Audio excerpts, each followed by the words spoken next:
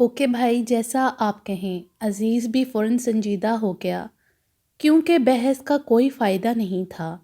عمیر ہمیشہ اسے پیار سے USA کہتا تھا، مگر جب بھی وہ عزیز کو اس کے نام سے بلاتا تو اس کا مطلب ہوتا کہ اب بات ختم اور عزیز کو وہی کرنا ہے جو عمیر کہے گا۔ ملک وحاج کے گھر پہ اس وقت قیامت سا سما تھا۔ وہ غصے میں گیٹ سے ڈائننگ روم تک آتے آتے ہر چیز تہس نہس کر چکا تھا، اور ڈائننگ روم کا منظر بھی کچھ ایسا ہی تھا۔ دیوار گیر LED، کمرے کے وسط میں رکھا شیشے کا ٹیبل اور کونے میں رکھا گلدان، سب کچھ چکنا چور ہو چکا تھا۔ ذہن میں بار بار آج پارٹی چیئرمین کی باتیں گونج رہی تھیں۔ مسٹر وحاج، پارٹی کے 90% ممبران نے آپ کے خلاف ووٹ دیا ہے، معذرت کے ساتھ، مگر اب ہماری پارٹی کو مزید آپ کی ضرورت نہیں، اور کچھ دیر میں ہماری پارٹی میڈیا پہ اعلان کر دے گی کہ ہمارا اب آپ سے کوئی تعلق نہیں۔ اب آپ اپنی آف شورز کمپنیوں اور آمدنی کے معاملے کو خود جانیں۔ سوچتے سوچتے وہ یکدم ایک نتیجے پہ پہنچ کے چلایا، بشیر، کہاں مر گئے ہو تم؟ ادھر آؤ جلدی۔ جی جی وڈے مالک، میں حاضر ہوں۔ بشیر کسی بوتل کے جن کی طرح فوراً بھاگتا ہوا آیا تھا۔ ملک وحاج نے اسے گریبان سے پکڑ کے جھنجھوڑ ڈالا۔ وڈے مالک کے بچے، تو ابھی تک اس نیوز رپورٹر کا پتہ کیوں نہیں ڈھونڈ سکا؟ وہ کیا خلا میں رہتی ہے جو ابھی تک وہ مل نہیں پائی؟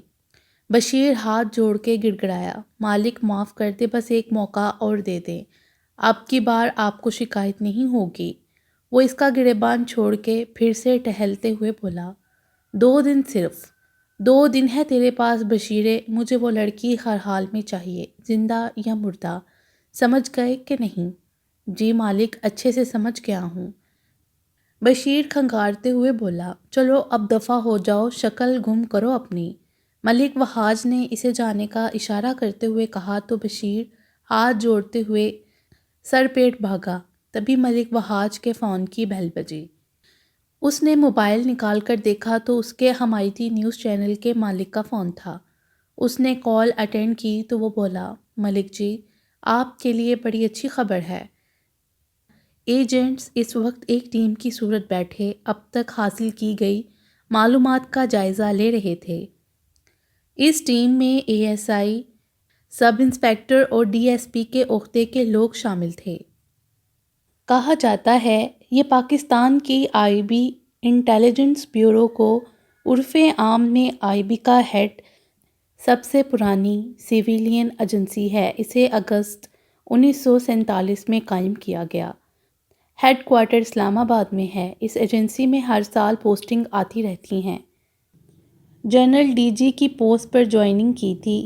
GD 11 ماہین نے ڈیوٹی جوائن کی، یعنی آپ کو سلیکشن کے بعد کوئی بھی ڈیوٹی دی جا سکتی ہے، یا تو کسی سیاستدان کی ایکٹیویٹیز پر نظر رکھنے کی ڈیوٹی، یا کسی منسٹر کا سیکیورٹی انچارج بنا دیا جاتا ہے۔ اس کے علاوہ گورنمنٹ اداروں کے حوالے سے خصوصی تحقیقات کا ٹارگٹ بھی دیا جا سکتا ہے، اور سب سے اہم ڈیوٹی، آپ کو اسپائی بنانے کے لیے بھی ٹریننگ دی جاتی ہے۔ تاہم زیادہ تر جنرل ڈیوٹی آپ کی تعلیم پہ منحصر ہوتی ہے۔ تعلیم کو دیکھتے ہوئے کوئی بھی ڈیوٹی دی جا سکتی ہے۔ ASI ہوتا ہے، پھر اس کے بعد ASI رینک، اور اس پوسٹ پہ رینک سب انسپیکٹر کا رینک آتا ہے، پھر انسپیکٹر کے رینک کی باری آتی ہے۔ IB میں پروموشن بہت جلدی ہو جاتی ہے اور رینک بھی بہت زیادہ ہوتے ہیں، لیکن بڑے رینکس تک بہت کم لوگ پہنچ پاتے ہیں۔ IB کے رینکس کے نام پولیس کے رینکس کے ناموں پہ ہی ہیں، جیسے اسسٹنٹ سب انسپیکٹر، پھر سب انسپیکٹر، پھر انسپیکٹر، پھر DSP، deputy superintendent of police, SP، superintendent of police, SSP، senior superintendent of police, DIG۔ اس کے بعد رینک آتا ہے ڈپٹی انسپیکٹر جنرل، AIG، اس کے بعد ایڈیشنل انسپیکٹر جنرل، اور آخر میں سب سے بڑا رینک ہوتا ہے ڈائریکٹر جنرل، DG کے سربراہ کا ہوتا ہے۔ ڈائریکٹر جنرل کو وزیر اعظم اور آرمی چیف کی طرف IB کے دیے گئے آرڈرز کو فالو کرنا ہوتا ہے۔ اس وقت ماہین کے گروپ کے باس ڈی ایس پی صاحب تھے، جن کو سب ایم فراز کہتے تھے۔ وہ 40 سے زیادہ کی عمر کے ہونے کے باوجود انتہائی ڈیشنگ پرسنالٹی کے مالک تھے۔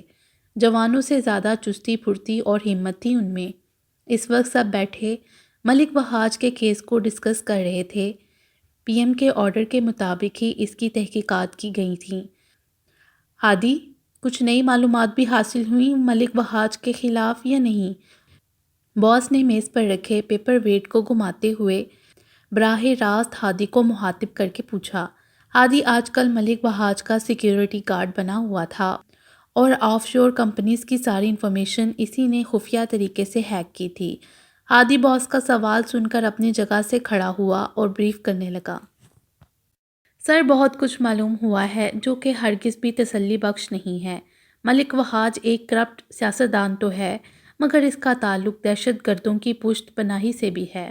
شمالی وزیرستان میں آرمی آپریشن کے نتیجے میں بھاگ کر آنے والے مفرور دہشت گردوں کو ٹھکانہ سرمایہ اور ہتھیار فراہم کرنے میں بھی اس کا ہاتھ ہے۔ ہادی نے تفصیل سے جواب دیا تو ماہین نے کچھ کہنے کے لیے ہاتھ اٹھایا۔ یس ماہین، باس نے ماہین کو اجازت دیتے اور ہادی کو بیٹھنے کا اشارہ کرتے ہوئے کہا۔ سر، میرے پاس بہت اچھی خبر ہے۔ جیسا کہ ہادی نے بتایا کہ معاملہ اب کرپشن سے بڑھ کے دہشت گردوں کی پشت پناہی تک چلا گیا ہے، تو اس حوالے سے ملک وحاج کے ساتھ اور کون کون شامل ہے، اس بارے میں ساری ڈیٹیل حاصل ہو چکی ہے۔ اور سر، سب سے اچھی بات یہ ہے کہ جے اے کے موبائل کا سارا ڈیٹا ہیک ہو چکا ہے اور آڈیو لسننگ ڈیوائس کے ذریعے اس کی اور اس کے پارٹنرز کی ساری گفتگو بھی ریکارڈ ہو چکی ہے۔ ارے واہ، یہ تو کمال کی خبر سنائی ہے ماہین، بہت خوب، لیکن میں ایک بات سوچ رہا ہوں۔ باس نے ماہین کو سراہتے ہوئے کہا تو سب سوالیہ نظروں سے انہیں دیکھنے لگے۔ ڈی ایس پی نے گہری سانس بھرتے ہوئے کہا، بچوں، بات یہ ہے کہ کیس اب کرپشن سے بڑھ کے ملکی سلامتی پہ آ چکا ہے۔ اب ہمیں ڈی آئی جی کو بھی شامل کرنا پڑے گا، کیونکہ اب وہ جو آرڈر کریں گے ہمیں وہ فالو کرنا ہوں گے۔ ماہین نے سر اس بات میں ہلاتے ہوئے تائید کی۔ یس سر، آپ ٹھیک کہہ رہے ہیں، بس ان دہشت گردوں کی لوکیشن ٹریس کرنا باقی رہ گئی ہے، پھر سارے پزل کھل جائیں گے۔ ایک آخری پلان کی ضرورت ہے اب، پھر گیم اوور۔ اور وہ نہیں جانتی تھی کہ اسے پلان بنانے کی ضرورت نہیں رہے گی۔ وہ نہیں جانتی تھی کہ قدرت آلریڈی پلان بنا چکی ہے، اور بے شک اللہ کے ہر کام میں مصلحت ہوتی ہے۔ حسب معمول آشیانے پہ خوب رونق تھی۔ شوکت دروازے پہ کھڑا باری باری سب کو اندر بھیج رہا تھا۔ پیر صاحب 12 بجے گھر چلے جاتے تھے اور دوبارہ 4 بجے آتے تھے، کیونکہ وہ ٹائم مردوں اور صبح رہ جانے والے مریدوں کے لیے مخصوص تھا۔ شوکت آج ایک گہری سوچ میں ڈوبا ہوا تھا۔ وجہ سریا آنٹی سے کل والی ملاقات تھی۔ وہ سوچ رہا تھا کہ اس کو سریا آنٹی کا کام کرنا چاہیے کہ نہیں۔ اگر ان کا کام کر دیا تو پیر جی سے غداری ہوگی، اور اگر نہ کیا تو اتنی اچھی آفر سے محروم ہونا پڑے گا۔ 12 بجے پیر جلال نے جانے سے پہلے حسب معمول اسے بلایا۔ ہاں بھائی شوکت، کتنے لوگ باقی رہ گئے ہیں؟ پیر جلال نے ہاتھ میں پکڑی فائل کو الماری میں رکھتے ہوئے اس سے سوال کیا۔ شوکت نے چور نگاہوں سے باغور فائل اور الماری کو دیکھا، ساتھ ہی سریا آنٹی کی آواز کانوں میں گونجنے لگی۔ پیر صاحب نے سب مریدوں کا نام اور ان کے مسئلوں کی فائل بنائی ہوئی ہے۔ جس لڑکی کا نام میں نے تمہیں بتایا ہے، اس لڑکی کی فائل تمہیں مجھے لا کے دینی ہوگی، اور بدلے میں تمہاری کسی اچھی جگہ نوکری لگوا سکتی ہوں، جہاں تمہیں اس سے 2 گنا زیادہ تنخواہ ملے گی جتنی تمہیں یہاں سے ملتی ہے، یا پھر پیسے ملیں گے، سوچ لو۔ 2 دن ہے تمہارے پاس، کیونکہ مجھے اس لڑکی کا ہر حال میں پتہ چلانا ہے کہ وہ یہاں کس مقصد کے تحت آتی ہے۔ شوکت، کچھ پوچھا ہے میں نے تم سے، اور تم جانے کن خیالوں میں کھوئے ہوئے ہو؟ پیر جلال نے اسے کندھے سے پکڑ کے جھنجھوڑتے ہوئے کہا تو وہ ہوش میں آیا اور ہکلاتے ہوئے بولا، کاکا کچھ نہیں پیر جی، میں بس ویسے ہی گھر کے بارے میں سوچ رہا تھا۔ بڑی بہن کی شادی ہے نا جی کچھ دنوں میں، تو اس کی بات بیچ میں ہی رہ گئی۔ پیر صاحب اس کی بات کاٹ کے بولے، گھر کے مسئلوں کو گھر میں جا کر سوچا کرو، ادھر جو تمہارا کام ہے نا وہ کرو۔ ابھی میں گھر جانے لگا ہوں، تم مزار کی اچھی سی صفائی کروانا شروع کروا دو، آج ہی، کیونکہ 1-2 ہفتے بعد عرس ہونا ہے تو سارے انتظامات تم نے ہی کرنے ہیں۔ جی پیر صاحب، جو حکم آپ کا۔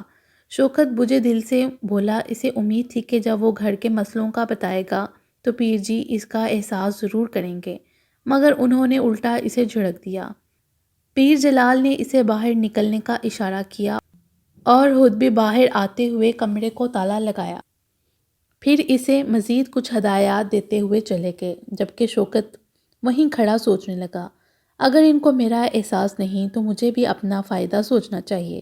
اس نے فیصلہ کر لیا کہ وہ سریا آنٹی کا کام ضرور کرے گا۔ NTS کا فزیکل ٹیسٹ کلیئر کیے آج 1 ماہ ہو چلا تھا، اور ابھی موہت کو IB سے ریٹن ٹیسٹ کے لیے میسج نہیں آیا تھا۔ اسکول ٹیچنگ جاری تھی، مگر ٹیسٹ کی تیاری کے لیے وہ شام کو لائبریری بھی جاتا تھا اور انٹرنیٹ سے بھی کافی ہیلپ ہو جاتی تھی۔ آج اسکول میں کافی بزی دن گزر رہا تھا۔ لاسٹ پیریڈ لینے وہ کلاس دہم میں جا رہا تھا جب سامنے سے اسکول کی کوآرڈینیٹر مس نتاشا گزری اور ایک رسمی سی مسکراہٹ اچھال کے آگے بڑھ گئی، تو وہ بھی کلاس لینے کے ارادے سے آگے بڑھنے ہی لگا جب مس نتاشا کی آواز پر رک گیا۔ سر موہت، بات سنیں۔ وہ اب پوری طرح گم کے اس سے مخاطب تھی۔ جی میم۔ موہت بھی پیچھے مڑ کے 2 قدم آگے بڑھتے ہوئے بولا۔ سر، آپ نے تیاری کر لی جنرل نالج کے پیریڈ کی؟ نتاشا نے اپنے چشمے کو ناک پر ٹکاتے ہوئے دوبارہ سوال کیا۔ موہت الجھ کے رہ گیا۔ کیا مطلب میم؟ کیسا جنرل نالج کا پیریڈ؟ میرا لاسٹ پیریڈ تو 10 کلاس میں ہے اور میں وہی لینے جا رہا ہوں۔ نو سر، آج لاسٹ پیریڈ جنرل نالج کا ہوگا۔ کلاس 6 سے کلاس 10 تک آپ کو شاید یاد نہیں، ہر مہینے کے آخر میں لاسٹ پیریڈ جنرل نالج کا ہوتا ہے اور ہر ٹیچر کو ٹرن وائز یہ لیکچر لینا ہوتا ہے۔ لاسٹ ٹائم میم شبانہ نے لیا تھا اور آج آپ کی ٹرن ہے۔ مس نتاشا جلدی جلدی موہت کو کہہ کر آگے بڑھ گئیں، کیونکہ اسے راؤنڈ پہ جانا تھا اور موہت سے بات کرنے کے چکر میں وہ لیٹ ہو رہی تھیں۔ اوف شٹ یار، میں کیسے بھول گیا، آج میری ٹرن ہے۔ 2-2.5 مہینے ہوئے مجھے آئے ہوئے، مجھے بھلا کیسے یاد ہوگا؟ اور کیا لیکچر دوں گا میں جنرل نالج کا؟ میرا تو اپنا نالج اتنا ویک ہے، بچوں کو کیا بتاؤں گا؟ موہت بڑبڑاتے ہوئے کلاس میں داخل ہوا، جہاں پہلے سے ہی 6 سے 10 تک کے طلباء بیٹھے ہوئے تھے، یعنی بچوں کو خوب یاد تھا اور ٹیچر جی بھولے بیٹھے ہوئے تھے۔ ویلکم سر، السلام علیکم سر، گڈ آفٹرنون سر۔ بچوں نے کھڑے ہو کر ویلکم اور سلام کیا تو وہ اور کوفت میں مبتلا ہو گیا۔ بیٹھیں بوائز اور بس سلام کیا کرے، اتنا لمبا چوڑا ویلکم کرنے کی ضرورت نہیں۔ بچے بیٹھ گئے تو وہ سوچنے لگا کہ کیسا جنرل نالج دے بچوں کو۔ پھر اچانک ایک خیال آیا تو بورڈ پر لکھتے ہوئے بولا، بوائز، آج ہم پڑھیں گے کچھ کامن ورڈز کی ایبریویشنز جن کو ہم روزمرہ کی روٹین میں استعمال کرتے ہیں۔ ٹائم کو ایکسپریس کرنے کے لیے ہم 2 ورڈز یوز کرتے ہیں، AM and PM۔ PM stands for post meridiem، AM stands for anti meridiem۔ اچھا، کمپیوٹر کا سب کو پتہ ہے، کیا کسی کو ایبریویشن پتہ ہے؟ سب کے سر نفی میں ہل گئے تو موہت بورڈ پر لکھتے ہوئے کہنے لگا، اوکے کوئی بات نہیں، ہم پڑھ لیتے ہیں اور آپ سب میرے ساتھ ساتھ بولیں گے۔ Computer stands for Common Operating Machine, particularly used for technical education and research۔ اب کچھ اور ورڈز کو بھی دیکھ لیتے ہیں۔ CCTV، Closed Circuit Television، SIM، Subscriber Identity Module، Pen Power Enriched in nib، ATM Automatic Teller Machine، OK Objection Killed، Wi-Fi Wireless Fidelity، PDF Portable Document Format۔ میرا خیال ہے آج کے لیے اتنا جنرل نالج کافی ہے، موہت نے کہتے ہوئے لیکچر ختم کیا تو سب تالیاں بجانے لگے۔ وہ حیران ہوا، کلیپنگ کس لیے کی؟ ایک 9 کلاس کا بچہ کھڑا ہوا کہ ساری کلاس کی نمائندگی کرتے ہوئے بولا، سر آپ نے ہمیں بہت کام کا لیکچر دیا، ہمیں ان سارے الفاظ کے بارے میں پتہ تو تھا مگر کبھی ان کی ایبریویشن پہ غور نہیں کیا، بہت شکریہ سر آپ کا۔ بچے ایک بار پھر تالیاں بجانے لگے تو موہت شکر ادا کرنے لگا، اس نے بھی تو ابھی کل ہی لائبریری میں بیٹھ کے بہت ساری ایبریویشنز یاد کی تھی جو آج کام آ گئیں۔ ٹھیک ہے بچوں، چھٹی کا ٹائم ہو چکا ہے، اس لیسن کو گھر جا کے لازمی یاد کیجیے گا۔ Take care and keep smile. Mohit اتنا کہہ کر کلاس سے باہر نکلنے لگا تو ایک شرارتی بچے کی آواز آئی، اسمائل کی آبریویشن بھی بتا دیں سر۔ وہ مڑا اور مسکراتے ہوئے بولا، smile stands for sweet memories in lips expressions. بچے ایک بار پھر سر موہت سے متاثر ہو گئے اور وہ کلاس سے آفس کی طرف جاتے ہوئے سوچنے لگا کہ کل کا یاد کیا ہوا کام آج میرے کام آ گیا۔ واقعی محنت کبھی رائگاں نہیں جاتی۔ کالج کینٹین میں حسب معمول خوب چہل پہل تھی۔ آنیا، نمرا اور سونیا بھی عادت کے مطابق کھانے کے ساتھ ساتھ کینٹین والے کو برا بھلا بھی کہہ رہی تھیں جو ہر چیز مہنگے داموں فروخت کرتا تھا۔ تبھی سامنے سے سر ولی گزرے جو ان کی ٹیبل پر پڑے لوازمات کو کافی حیرانگی سے دیکھ کر گزرے تھے۔ یہ دیکھ کر آنیا کو شرمندگی ہوئی کہ نہ جانے سر ولی کیا سوچیں گے کہ کتنا کھاتی ہے یہ لڑکیاں۔ غصے سے وہ سونیا کو کونی مارتے ہوئے بولی، موٹی خدا کا واسطہ ہے بس کر دو، کھانا کتنا کھاؤ گی تم؟ سونیا جو برگر اور سموسے کھانے کے بعد اب سینڈوچ کی جانب ہاتھ بڑھا رہی تھی، آنیا کے اس طرح موٹی کہنے پہ تو اس کو آگ لگ گئی۔ وہ موٹی نہیں تھی، بس ذرا سی صحت مند تھی۔ بقول اس کے، تمہارے باپ کا نہیں کھاتی میں، اچھا اپنے باپ کا کھاتی ہوں، جتنا مرضی کھاؤں، تمہیں کیا تکلیف ہو رہی ہے؟ سونیا مصنوعی غصے سے بولتی یکدم خاموش ہوئی کیونکہ آنیا کا چہرہ اپنے باپ کے ذکر پر تاریک ہوا تھا۔ سونیا بے اختیار شرمندہ ہو گئی۔ نمرا نے بھی سرزنش کرتی گھوری سے سونیا کو نوازا کیونکہ آنیا کبھی اپنے باپ کا ذکر نہیں کرتی تھی۔ آئی ایم سو سوری یار، میں نے پتہ نہیں کیا کیا بکواس کر دی، معاف کر دو پلیز۔ سونیا نے آنیا کے ہاتھ پکڑتے ہوئے شرمندہ لہجے میں کہا۔ آنیا کچھ دیر خالی نگاہوں سے ان کو دیکھتی رہی، پھر اچانک قہقہ لگا کے ہنس پڑی اور جب سرد لہجے میں بولی تو بہت تپش تھی اس کے لفظوں میں۔ کیا ہو گیا ہے تم دونوں؟ تو ایسے سینٹی ہو رہی ہو جیسے میرا باپ مر گیا ہو اور تم لوگ افسوس کرنے آئی ہو۔ جسٹ چل یار، ٹیک اٹ ایزی، مجھے اس باپ نامی لفظ سے کوئی فرق نہیں پڑتا اور میرے باپ کا میں نہیں کھاتی، تم کیا کھاؤ گی سونیا ڈارلنگ؟ بات کے آخر میں وہ استہزائیہ انداز میں سونیا کو مخاطب کرتے ہوئے بولی تو سونیا کو افسوس ہوا، وہ انجانے میں آنیا کو ہرٹ کر چکی تھی۔ آج سے پہلے کبھی آنیا نے اس طرح ریئیکٹ نہیں کیا تھا مگر ابھی وہ دونوں دنگ رہ گئی تھیں اس کے لب و لہجے اور سنگین الفاظ پر۔ تبھی نمرا نے موضوع بدلنے کی غرض سے شور مچانا شروع کر دیا، چلو چلو اٹھو جلدی سے کیونکہ آنی کے ہیرو سر ولی کا لیکچر شروع ہونے والا ہے۔ ہاں چلو، اس فضول ڈسکشن سے بہتر ہے سر ولی کی کلاس لے لی جائے۔ آنیا بھی کھڑے ہوتے ہوئے لاپرواہی سے بولی جیسے ابھی کوئی بات ہی نہ ہوئی ہو۔ سونیا ابھی تک شرمندہ سی بیٹھی ہوئی تھی۔ آنیا نے اس کا ہاتھ پکڑتے ہوئے زور لگایا تو وہ ٹس سے مس نہ ہوئی۔ موٹی شرافت سے کھڑی ہو جا، نہیں تو کرین منگوانی پڑے گی تجھے اٹھوانے کے لیے۔ غضب خدا کا نمرا، یہ تو بھینس کی طرح دن بدن پھیلتی جا رہی ہے، مجھے تو اس کے رشتے کی فکر ہونے لگی ہے۔ آنیا بڑی بڑیوں کی طرح اس کو ڈانٹتے ہوئے بولی تو نمرا نے بھی تائیدی انداز میں سر ہلایا جبکہ سونیا نے سکون کا سانس لیا کہ وہ اس سے ناراض نہیں ہوئی۔ اٹھ رہی ہوں، مجھے پتہ ہے تمہیں بڑی جلدی ہے اپنے ولایتی سر کی کلاس لینے کی۔ آنی، سونیا اٹھتے ہوئے بولی تو وہ تینوں ہنستے ہوئے سر ولی کی کلاس لینے آگے بڑھ گئیں۔ وہ 3 بجے گھر آئی تو آنیا ٹی وی دیکھ رہی تھی جبکہ اس کی امی کچن میں تھیں تاکہ اس کے لیے کھانا گرم کر سکیں۔ وہ ہمیشہ گھر آنے سے پہلے امی کو کال کر دیتی تھی، اسی لیے امی پہلے ہی کھانا تیار رکھتی تھیں۔ آنیا، تم کیا ہر وقت ٹی وی کے آگے چپکی رہتی ہو؟ کبھی پڑھ بھی لیا کرو، اس نے ڈانٹتے ہوئے کہا تھا مگر آنیا نے کوئی جواب نہیں دیا، بس خاموشی سے ٹی وی دیکھتی رہی۔ وہ کافی حیران ہوئی، آنیا بات سہنے والوں میں سے نہیں تھی۔ آنی، کیا کوئی مسئلہ ہے؟ کوئی بات ہو گئی ہے یا ناراض ہو مجھ سے؟ اس نے تشویش سے پوچھتے ہوئے ایک سانس میں کئی سوال کر ڈالے۔ کچھ نہیں آپی، میں ٹھیک ہوں اور ناراض میں آپ سے نہیں خود سے ہوں شاید۔ آنی بددستور ٹی وی دیکھتے ہوئے بولی، ہاں البتہ آنکھوں میں نمی ضرور چمکی تھی جو اس کی نظروں سے پوشیدہ نہ رہ سکی۔ تبھی اس کے پاس بیٹھتے ہوئے سخت لہجے میں بولی، آنی سچ سچ بتاؤ، آج اس طرح اول فول کیوں بک رہی ہو؟ جلدی بتاؤ مجھے، آنیا جواباً تھوڑی دیر خاموش رہی، پھر ہاتھوں کو مسلتے ہوئے بولی، آپی تمہیں کبھی اس بات پہ افسوس نہیں ہوا کہ ہمارے بابا ہمارے پاس کیوں نہیں؟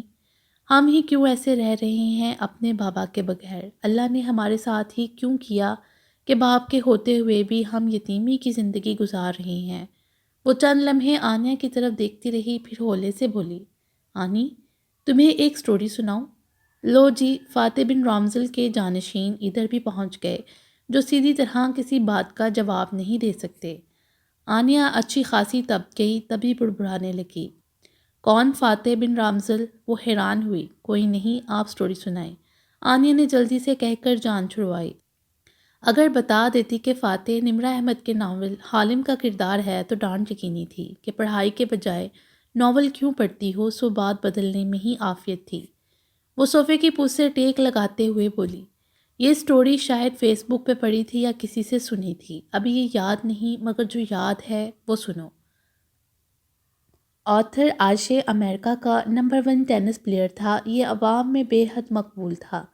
اس کی ایک ہی وجہ تھی کہ یہ ایک بہترین کھلاڑی تھا۔ جب آپ متعلقہ فیلڈ میں عروج کی حد تک ماہر ہو جاتے ہیں تو آپ ہر دل عزیز بن جاتے ہیں۔ آتھر کو ایک حادثے کے بعد انتہائی غفلت کے ساتھ ایڈز کے مریض کا خون لگا دیا گیا اور آتھر کو بھی ایڈز ہو گیا۔ جب وہ بستر مرگ پر تھا، اسے دنیا بھر سے اس کے فینس کے خطوط آتے تھے۔ ایک فین نے خط بھیجا جس میں لکھا ہوا تھا، خدا نے اس خوفناک بیماری کے لیے تمہیں ہی کیوں چنا؟ آتھر نے صرف اس ایک خط کا جواب دیا، جو پتہ ہے کیا تھا؟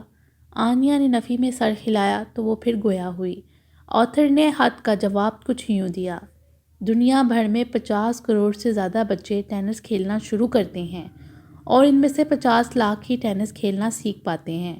ان 50 لاکھ میں سے 50,000 ہی ٹینس کے سرکل میں داخل ہوتے ہیں، جہاں ڈومیسٹک سے انٹرنیشنل لیول تک کھیل پاتے ہیں۔ ان 50,000 میں سے 5,000 ہیں جو گرینڈ سلام تک پہنچ پاتے ہیں۔ ان 5,000 میں سے ہی 50 ہیں جو ویمبلڈن تک پہنچتے ہیں، اور ان 50 میں سے محض 4 ہوتے ہیں جو ویمبلڈن کے سیمی فائنل تک پہنچ پاتے ہیں۔ ان 4 میں سے صرف 2 ہی فائنل تک جاتے ہیں، اور ان 2 میں سے محض ایک ہی ٹرافی اٹھاتا ہے، اور وہ ٹرافی اٹھانے والا 50 کروڑ میں سے چنا جاتا ہے۔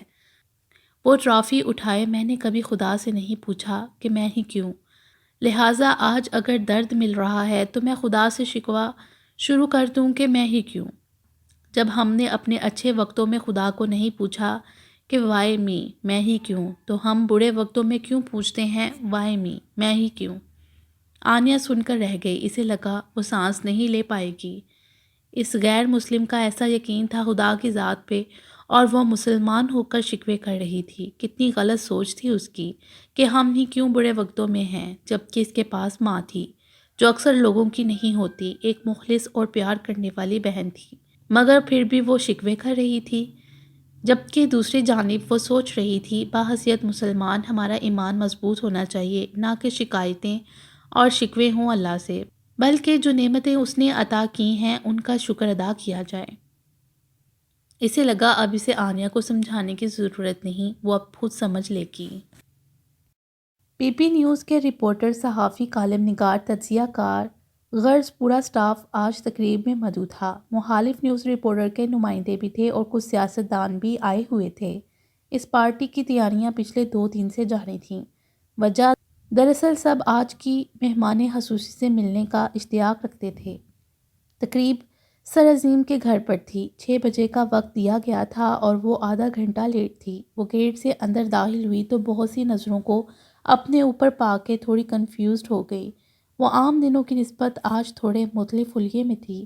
بلیک کلر کی پیروں تک آتی فراک کے ساتھ ملٹی شیڈ کام والا دوپٹہ جو کہ ایک سائڈ پہ تھا، جبکہ دوسرے سائڈ پہ سارے بال آگے کیے ہوئے تھے۔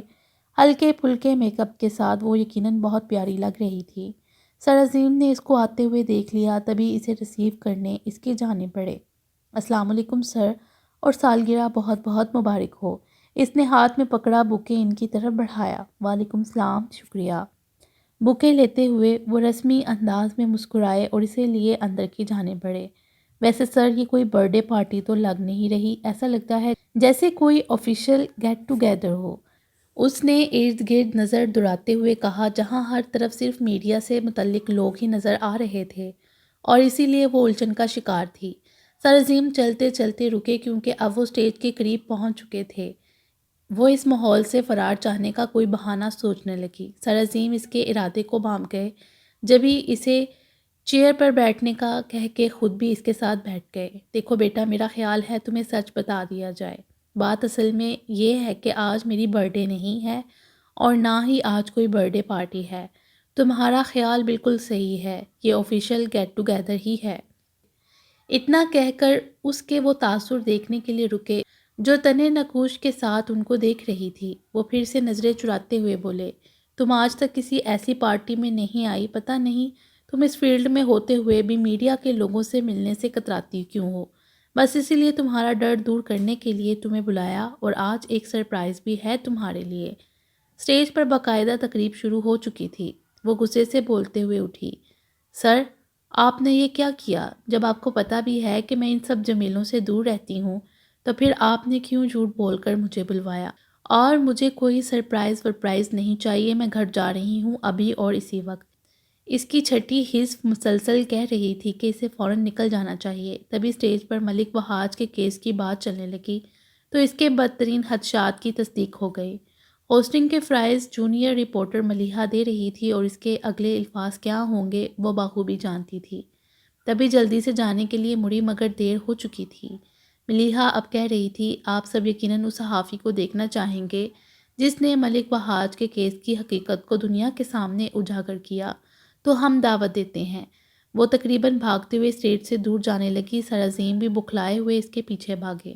اچانک ہی اس کا نام اسٹیج پر اناؤنس ہوا تو وہ رک گئی، ساکت رہ گئی۔ تو کیا وہ وقت آ چکا تھا جب اس کا نام پوری دنیا جان لے گی؟ اس کی شناخت کا کیا ہوگا جس سے وہ اپنا اصل چھپانا چاہتی تھی؟ تو کیا آج وہ بھی سب جان جائیں گے؟ آج کا دن لگتا تھا انکشاف کا دن تھا۔ شوکت نے صبح پیر صاحب کے جانے کے بعد کمرے کو کھول کے الماری سے ثریا آنٹی کی مطلوبہ فائل نکال لی تھی۔ اب وہ شام کو مزار کے برآمدے میں بیٹھا ثریا آنٹی کو فون کر رہا تھا۔ آنٹی جی، کام ہو گیا ہے، آپ کو فائل کی تصویر لے کے بھیج رہا ہوں۔ میرے پیسے تیار رکھیں اور 10 منٹ تک آ کے اپنی فائل لے لیں، اور آج کے بعد نہ میں آپ کو جانتا ہوں نہ آپ مجھے۔ دوسری جانب سے تھوڑی دیر تک بات سنتا رہا، پھر فون بند کر دیا اور سوچنے لگا، آخر اتنے معمولی کام کے لیے اس آنٹی نے 20,000 کیوں دیے ہیں؟ ضرور کوئی بڑا مسئلہ ہوگا۔ خیر مجھے کیا، آنٹی جانے اور وہ لڑکی جانے، مجھے تو پیسوں سے مطلب ہے۔ وہ شانے اچکا کے کھڑا ہوا اور موبائل جیب میں ڈالتے ہوئے اندر احاطے کی جانب بڑھ گیا۔ عرس کی تیاریاں مکمل تھیں، بس آج تھوڑا سا لائٹنگ کا کام رہ گیا تھا، وہ آج کروا کے ہی شوکت نے گھر جانا تھا۔ ثریا آنٹی نے فون بند کر کے رکھا تو ان کے شوہر نے سوالیہ نظروں سے دیکھا، کس کا فون تھا اور کدھر جانا ہے تم نے اس وقت؟ شام ہونے والی ہے، کل چلی جانا۔ وہ جلدی جلدی پرس اٹھاتے اور چادر لیتے ہوئے بولیں، وہ دراصل شمیم کی طبیعت نہیں ٹھیک تو اس کی خبر لینے جانا ہے، 1 گھنٹے تک آ جاتی ہوں۔ تبھی دروازے سے ان کا بیٹا اختر اندر داخل ہوا۔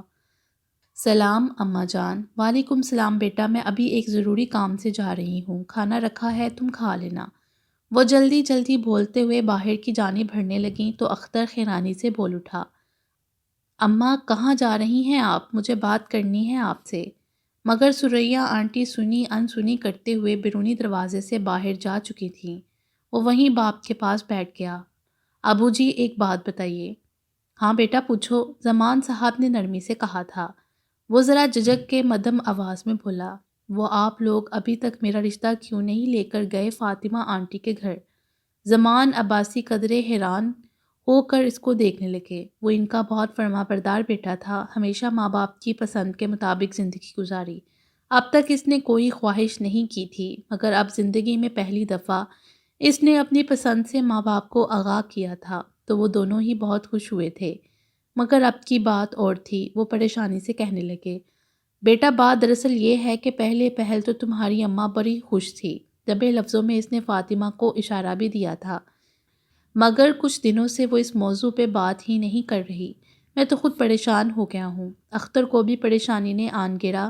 وہ اپنی ماں کو اچھے سے جانتا تھا، اگر ایک دفعہ انہوں نے رشتے سے انکار کر دیا تو وہ چاہ کر بھی ان کو منا نہیں سکتا تھا۔ ابو جی اماں سے بات کریں نا، میں بس اسی سے شادی کروں گا ورنہ نہیں۔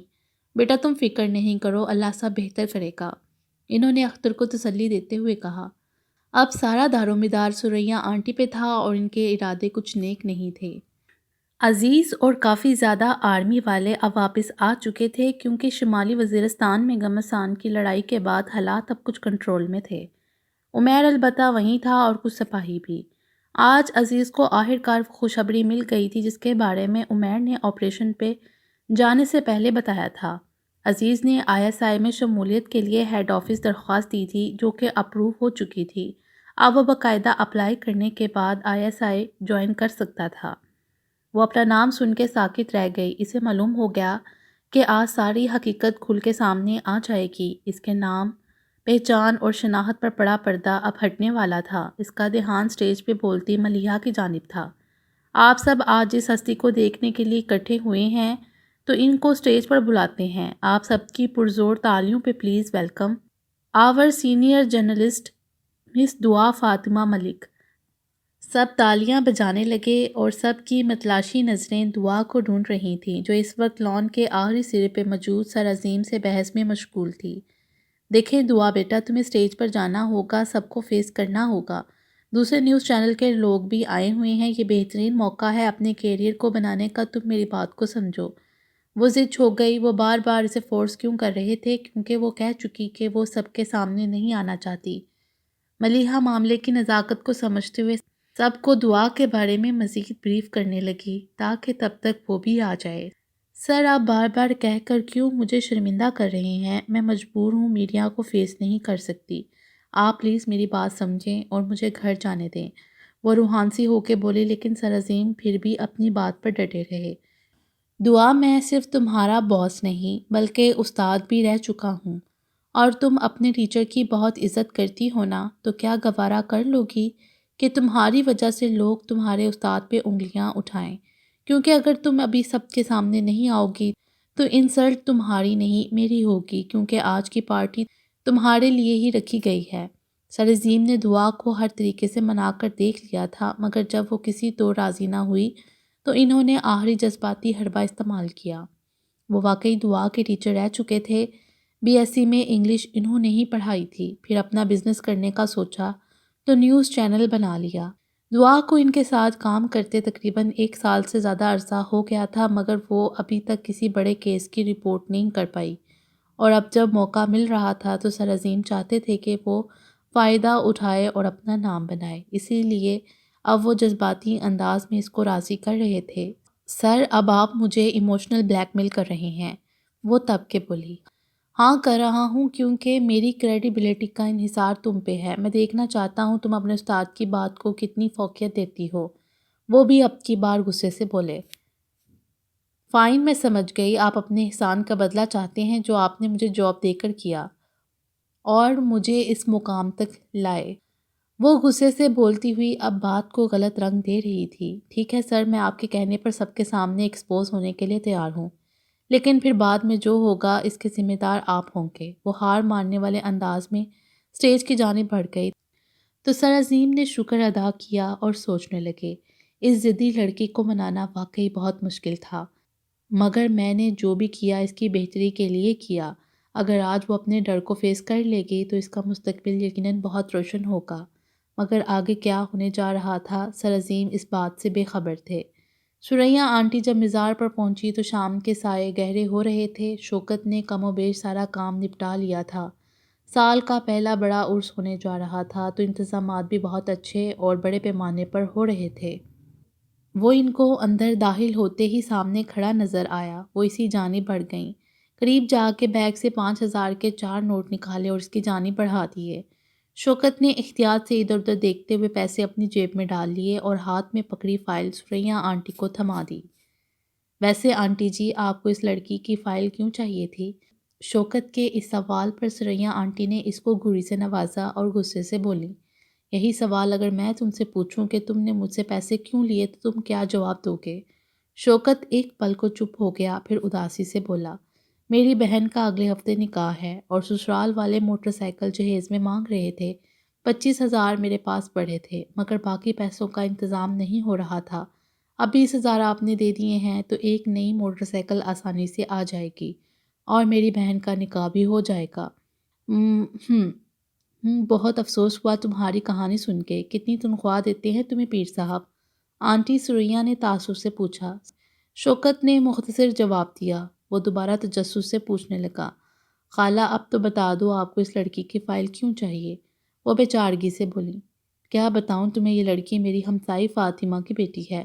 میرا اکلوتا بیٹا اسے شادی کرنا چاہتا ہے۔ میں اصل میں یہ جاننا چاہتی تھی کہ یہ مزار پر کیوں آتی ہے۔ پھر وہ فائل کھولتے ہوئے افسردگی سے بولیں، اور دیکھو اس فائل پہ لکھا ہے یہ لڑکی کسی لڑکے کے چکر میں یہاں آتی ہے۔ میں نے اسے کیا سمجھا تھا اور یہ کیا نکلی۔ شوکت دلاسا دیتے ہوئے بولا، ارے خالہ، ہر دوسری لڑکی کا آج کل یہی مسئلہ ہے۔ لڑکیاں جان بوجھ کر لڑکوں کے چنگل میں پھنستی ہیں اور جب لڑکوں کا دل بھر جاتا ہے تو وہ ان کو چھوڑ دیتے ہیں۔ پھر لڑکیاں یوں ہی مزاروں پہ منتیں مانگنے اور پیر فقیروں سے دعا کروانے کے لیے چکر کاٹتی ہیں۔ حالانکہ خالہ بڑی سیدھی سی بات ہے، وہ نامحرم کی آرزو کرتے ہوئے بھول جاتی ہیں کہ ناجائز اور غلط دعا تو کسی پیر فقیر کی بھی قبول نہیں ہوتی۔